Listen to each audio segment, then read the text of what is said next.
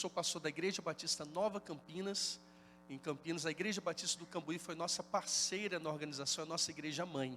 Então, eu não pastorei a Igreja Batista do Cambuí, eu pastorei Elias, que é o pastor dessa amada igreja, mas é a nossa mãe brasileira. Vejo que os irmãos têm muito bom gosto quando se fala sobre nome de filhos. Parabéns, né?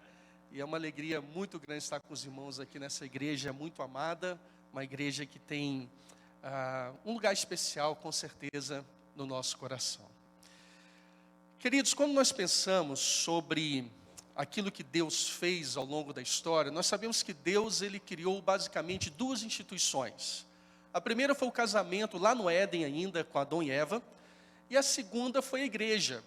E nós sabemos que o próprio Senhor Jesus Cristo é o fundamento da igreja. Quando nós pensamos então no casamento e na igreja, sendo essas duas instituições criadas por Deus, era de se esperar, ou é de se esperar que esses dois ambientes fossem os lugares mais felizes da terra. Ou fossem os lugares então em que nós pudéssemos desfrutar de forma mais concreta as bênçãos do céu. Mas infelizmente não é o que acontece. Isso não acontece por uma série de fatores, mas especialmente por causa da nossa humanidade. Não vou falar hoje aqui sobre casamento, mas eu gostaria de falar um pouquinho sobre a igreja e sobre esse desafio que nós temos de estarmos unidos dentro de um mesmo prédio, debaixo de um mesmo nome, participando das mesmas atividades, compartilhando os desafios da vida, do ministério. E com certeza, quando nós falamos sobre isso, nós estamos falando de um modo geral, porque nós sabemos que as igrejas, de um modo geral, têm os seus desafios. Não importa o local, não importa a época, é um desafio viver como igreja. Dos vários textos que nós temos na palavra de Deus que falam sobre isso, um me chamou muito a atenção recentemente. Eu compartilhei essa mesma mensagem com a igreja que eu pastoreio. E é com muita, então, tranquilidade, com o coração aberto, que eu compartilho com os irmãos essa mensagem. Eu quero convidar os irmãos a abrirem a sua Bíblia em Filipenses 2. Nós vamos ler de 1 a 11. E o tema dessa manhã é alegria completa. Filipenses 2, de 1 a 11. Vou aguardar uns segundos para os irmãos conseguirem abrir a sua Bíblia. Filipenses 2, de 1 a 11. Eu vou utilizar hoje uma versão chamada Nova Almeida Atualizada. Caso alguém queira saber, essa versão que eu vou utilizar para fazer a leitura. Filipenses 2, de 1 a 11. Portanto, se existe alguma exortação em Cristo, alguma consolação de amor, alguma comunhão do Espírito, se há profundo afeto e sentimento de compaixão, então completem a minha alegria, tendo o mesmo modo de pensar, tendo o mesmo amor e sendo unidos de alma e mente. Não façam nada por interesse pessoal ou vaidade, mas por humildade, cada um considerando os outros superiores a si mesmo, não tendo em vista somente os seus próprios interesses, mas também os dos outros. Tenham entre vocês o mesmo modo de pensar de Cristo Jesus, que mesmo existindo na forma de Deus, não considerou o ser igual a Deus algo que deveria ser retido a qualquer custo. Pelo contrário, ele se esvaziou, assumindo a forma de servo, tornando-se semelhante aos seres humanos. E reconhecido em figura humana, ele se humilhou, tornando-se obediente até a morte e morte de cruz. Por isso também, Deus o exaltou sobremaneira. Ele deu um nome que está acima de todo nome, para que ao nome de Jesus se dobre todo o joelho nos céus, na terra e debaixo da terra, e toda língua confesse que Jesus Cristo é o Senhor, para a glória de Deus Pai. Esse texto, ele se torna muito interessante, porque a partir do versículo 5, nós temos um dos mais belos hinos que falam sobre Jesus Cristo. Paulo escreve então falando sobre a atitude de Cristo de deixar a glória e vir à terra como um de nós para cumprir a sua obra, para cumprir a sua missão. Esse texto, então, a partir do versículo 5, ele fala sobre a exaltação de Cristo, fala sobre a humildade de Cristo, sobre a obra de Cristo, fala sobre a encarnação, e ele é muito utilizado num contexto teológico para que nós possamos, então, entender quem Jesus Cristo é e a obra que ele realizou na terra. Mas quando nós lemos esse texto de uma forma mais ampla, nós compreendemos que esse hino que muitos dizem que era um hino já pré-existente no meio das igrejas, ou seja, a igreja ou as igrejas cantavam sobre isso, declaravam essa fé, e Paulo então teria introduzido essa parte, esse hino pré-existente na sua carta aos Filipenses, para tratar de algo muito importante, que é para tratar da vida em igreja, em comunidade. Então, muito embora esse texto seja usado para nossa compreensão sobre a natureza e obra de Jesus, ele foi inserido na carta aos Filipenses não com esse objetivo cristológico, mas com o objetivo de alimentar a fé daquela igreja que era muito amada por Paulo. Esse contexto dessa carta é muito interessante porque Paulo escreveu essa carta para agradecer pelo cuidado da igreja. No momento de provação, no momento de privação, aquela igreja se fez presente cuidando do apóstolo de forma material, emocional e espiritual. E Paulo escreve essa carta então para falar sobre a sua alegria, sobre o seu contentamento pela existência daquela igreja. E ele traz algumas orientações, ele traz várias orientações, como por exemplo, que aquela igreja deveria então viver de uma forma digna do chamado que havia recebido de Jesus. Paulo fala, por exemplo, para aquela igreja que ela deveria se livrar das murmurações, que ela deveria tomar cuidado com os relacionamentos, a se afastar dos falsos evangelhos, dos falsos profetas. E dentre todas essas orientações importantes do apóstolo Paulo, ele traz uma orientação que diz respeito de forma muito especial ao vínculo que ele tinha com a igreja. Há quem diga, por exemplo, que essa é a mais bela de todas as cartas escritas pelo apóstolo Paulo. Porque ele fala sobre amor, ele fala sobre a sua alegria, ele fala sobre o seu prazer por ter feito parte da origem daquela igreja que foi plantada em uma das suas viagens missionárias. E Paulo, então, dentre todas essas orientações, uma chama a atenção não por ser a mais importante, mas justamente por causa dessa relação, desse vínculo existente entre Paulo e a igreja. E no versículo 2, então, nós encontramos o apóstolo dizendo o seguinte: então completem a minha alegria. E se nós observarmos bem, Paulo então, ele fala sobre isso, ele faz um apelo, ele traz à tona esse vínculo existente, ele disse: se existe alguma exortação em Cristo, alguma consolação de amor, alguma comunhão do Espírito, se há profundo afeto e sentimento de compaixão, ou seja, se vocês me amam tanto assim, se vocês me consideram tanto assim como eu considero vocês, então façam algo por mim, completem a minha alegria. E é tão curioso pensar sobre isso, porque Paulo, no capítulo anterior, fala sobre a sua alegria por aquela igreja. Fala sobre o seu contentamento por aquela igreja. Como nós vamos imaginar isso então? Alguém que sentia um prazer enorme com aquele grupo, com aquela comunidade de fé, agora ele escreve: completem a minha alegria. Será que essa alegria de Paulo não era completa? Quando Paulo escreveu essa carta, ele estava preso. E ele não tinha certeza sobre o futuro. É nesse contexto, por exemplo, que Paulo disse que ele tinha uma dúvida muito grande no seu coração.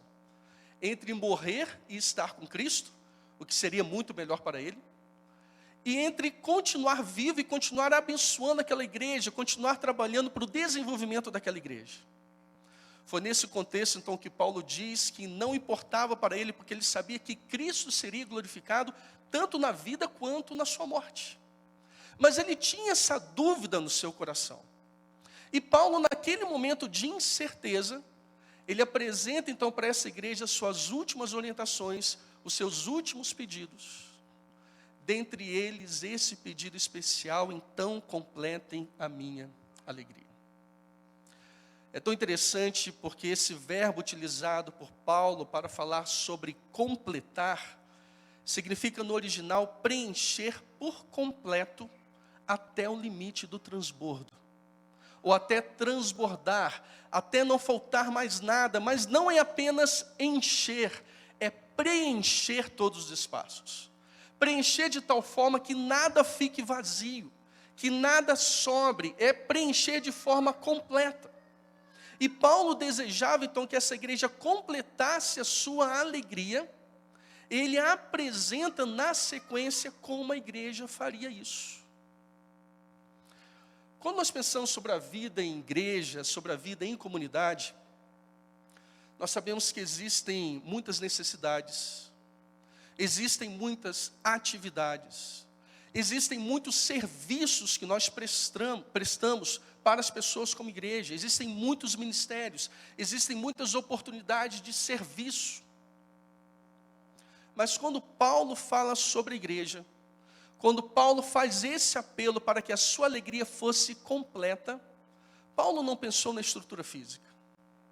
Paulo não pensou nos ministérios, Paulo não pensou nos cargos da igreja, Paulo não pensou nas funções da igreja, Paulo não pensou nas muitas atividades da igreja, mas Paulo pensou em um item essencial na vida da igreja que não pode faltar em nenhum momento. E esse item é a unidade. Unidade. É interessante então que Paulo diz: se vocês têm esse vínculo tão forte comigo, como eu tenho com vocês, completem a minha alegria, promovendo de forma mais intensa a unidade. E ele continua dizendo o seguinte: tenham o mesmo modo de pensar, tenham o mesmo amor, sejam unidos de alma, sejam unidos de mente, nada façam por interesse ou vaidade, considerem os outros superiores. Paulo usa uma palavra aqui uma conjunção que conecta a sua alegria com a unidade, dizendo que uma estava ligada, uma estava interligada à outra, uma dependia da outra.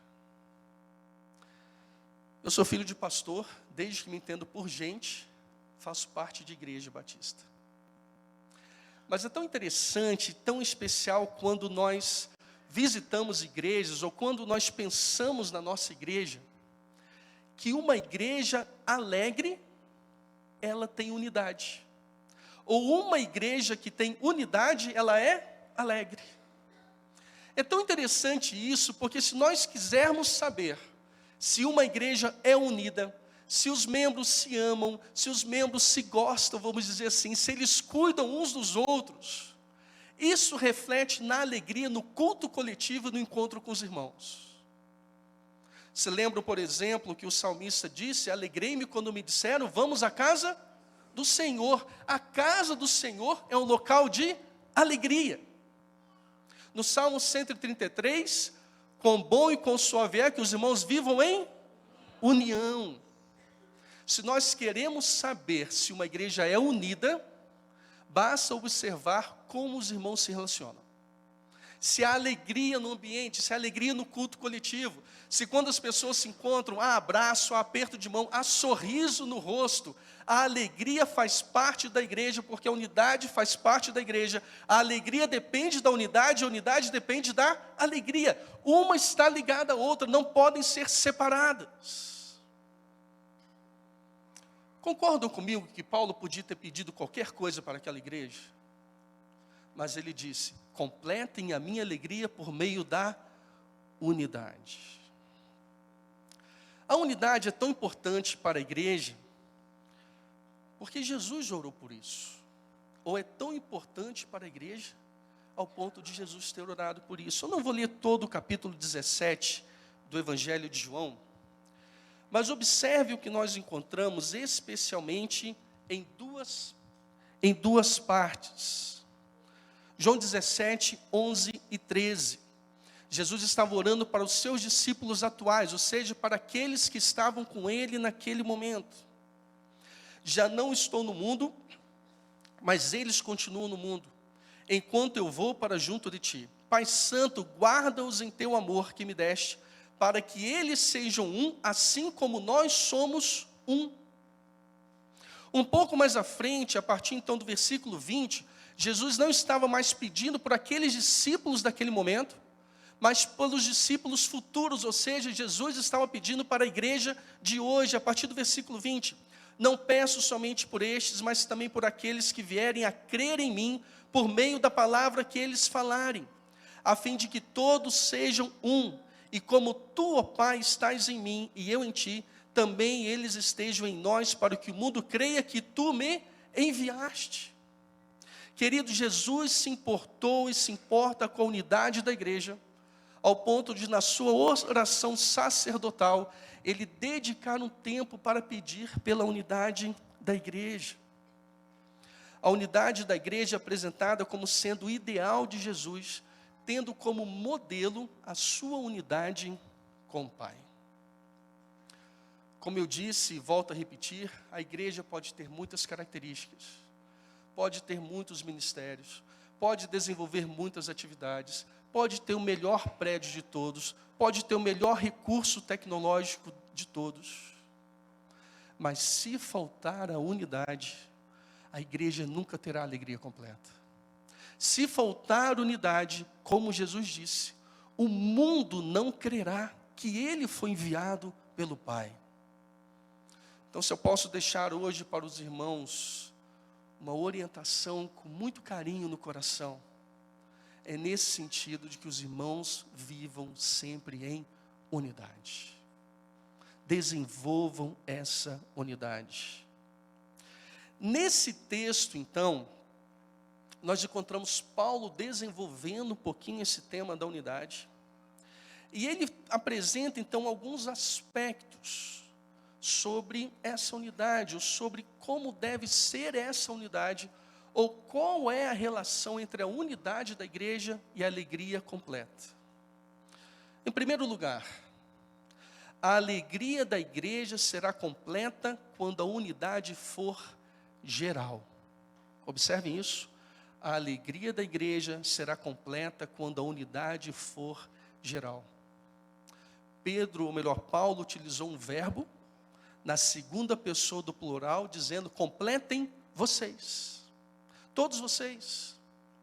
E se nós tivermos a curiosidade de irmos no preâmbulo dessa carta, no primeiro versículo, nós vamos encontrar que Paulo escreve para todos os santos em Cristo Jesus, inclusive bispos e diáconos.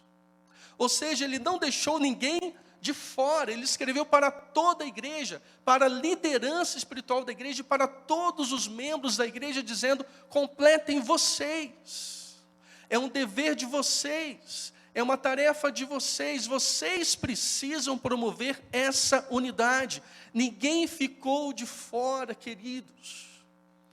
Quantas vezes nós ficamos esperando que a unidade seja promovida pela liderança espiritual da igreja?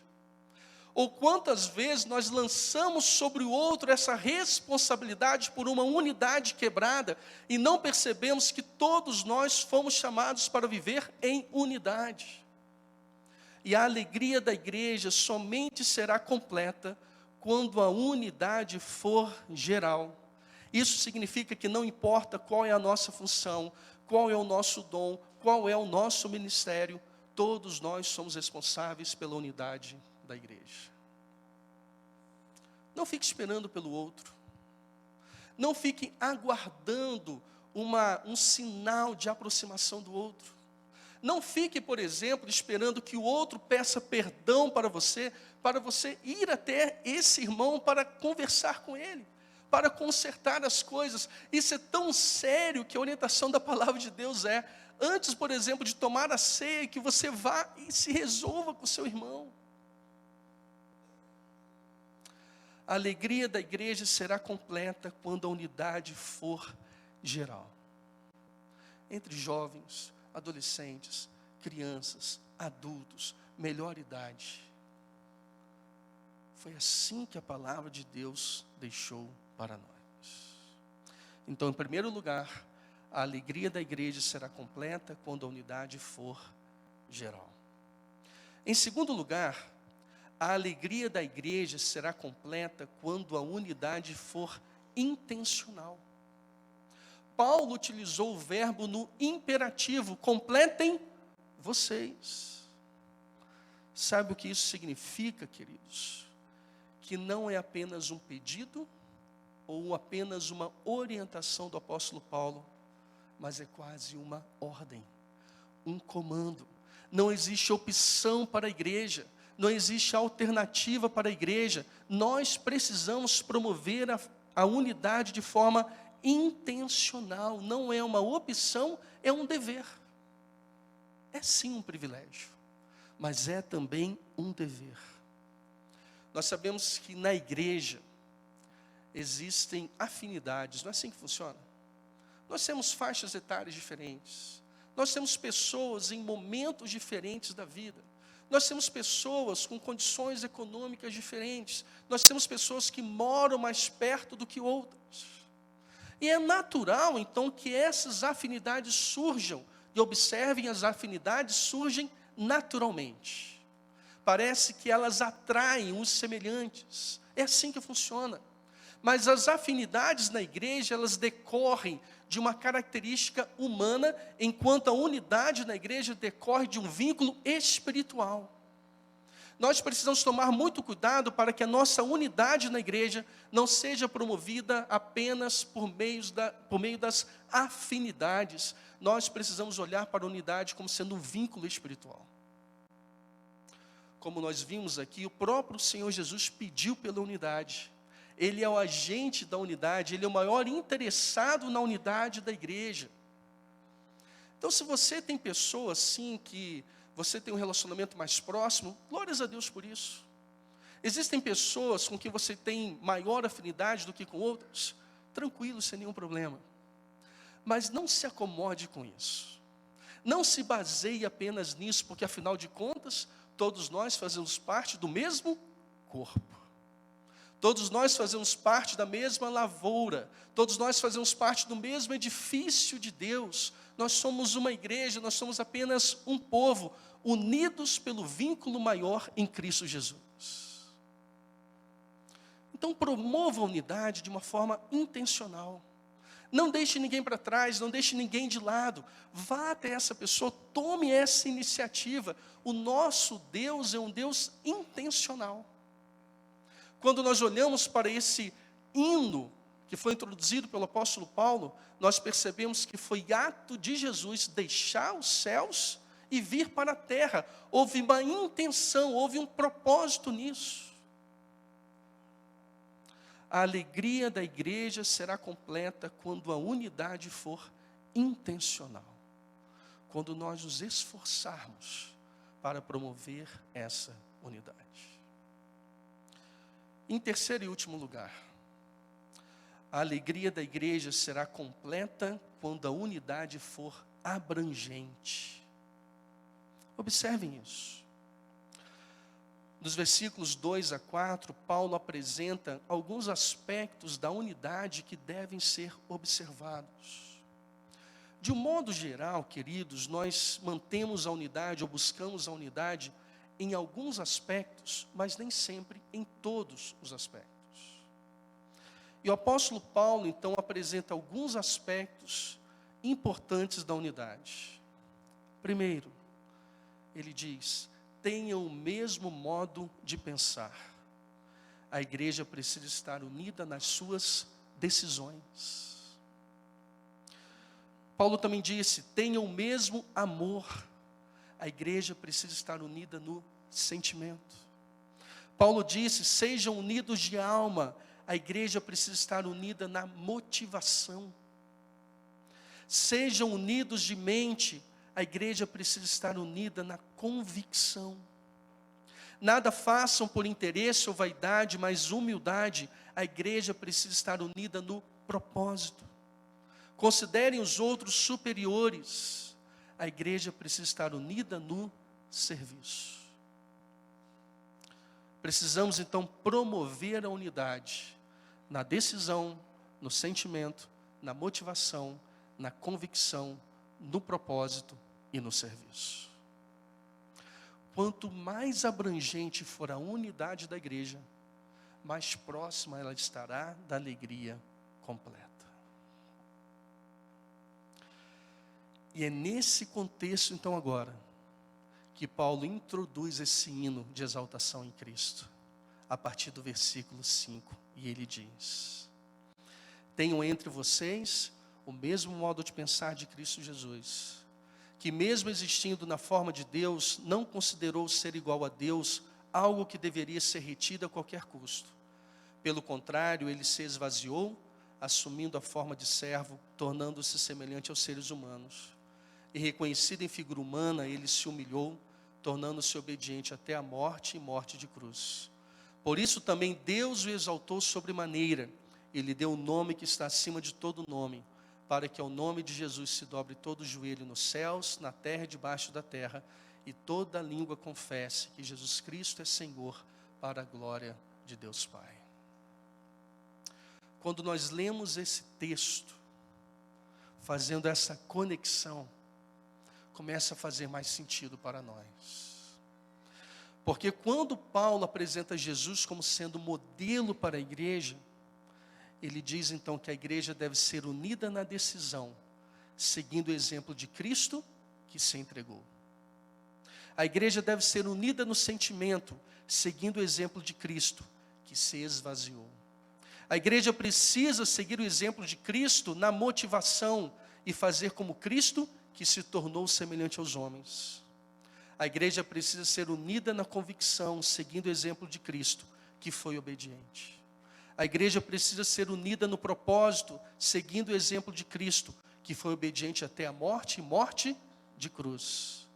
A igreja precisa ser unida no serviço, seguindo o exemplo de Cristo, que assumiu a forma de servo. Se nós quisermos ter uma unidade geral, intencional, abrangente, para que possamos experimentar essa alegria completa, nós precisamos seguir o exemplo de Cristo. Queridos, completem a alegria uns dos outros e de Deus, vivendo em unidade. Uma vez eu li uma história curta, e eu quero encerrar com ela. Uma pessoa estava visitando um hospital psiquiátrico, e ela observou que aqueles pacientes eram em número muito maior do que os médicos, enfermeiros e seguranças. E aquela pessoa então ficou curiosa com aquele fato, e ela depois perguntou para um dos responsáveis o seguinte: vocês não têm receio de todos esses pacientes se unirem em revolta, em rebelião aqui, e aprisionarem vocês, agredirem vocês? Porque vocês são em número muito menor do que eles. E o responsável então por aquela unidade disse o seguinte: não, porque os loucos não se unem. Os loucos não se unem. É loucura a igreja de Cristo não se unir. Porque a unidade é necessária para a alegria completa da igreja. Queridos, que vocês, como igreja de Cristo, vivam sempre em união. Sejam cada vez mais unidos. E que todos aqueles que entrarem aqui, se relacionarem com vocês em qualquer lugar onde vocês estiverem, percebam por meio da alegria de vocês, que vocês são unidos por meio de Cristo Jesus. E que assim o nome dele seja cada vez mais glorificado por meio de vocês e no meio de vocês. Que Deus assim abençoe os irmãos nesse dia. E que essa seja uma mensagem de encorajamento para vocês. Vivam em unidade e completem a alegria uns dos outros. Eu gostaria de orar. Posso orar nesse momento? Eu gostaria de orar pelos irmãos. Se vocês puderem se colocar em pé.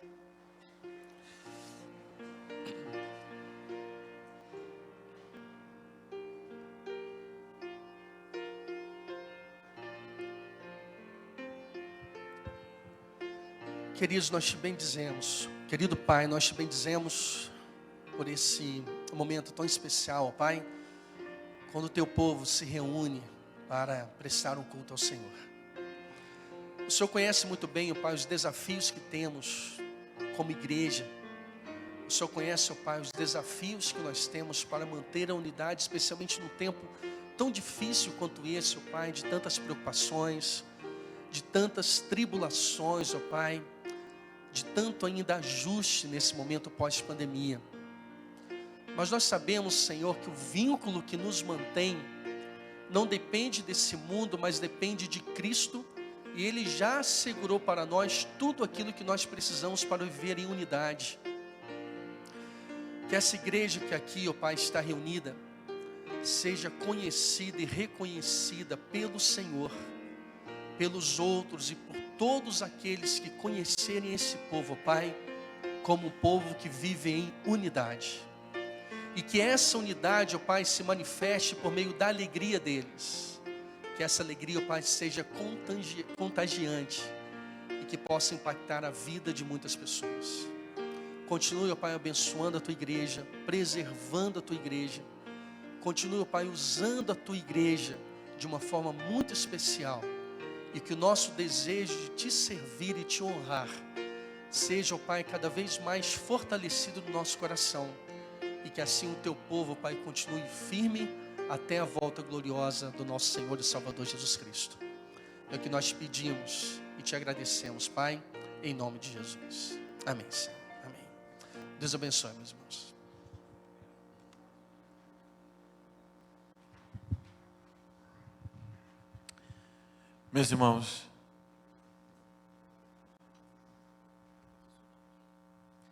Meus irmãos, nós vamos agora fazer o nosso último cântico de louvor, e eu tenho certeza que nós estamos saindo daqui hoje com os nossos corações renovados, porque assim nós pedimos a Deus, e Ele contribuiu para que tudo que acontecesse aqui ficasse junto de nós. Então vamos tomar posse do que nos aconteceu aqui, posse da palavra, dos hinos,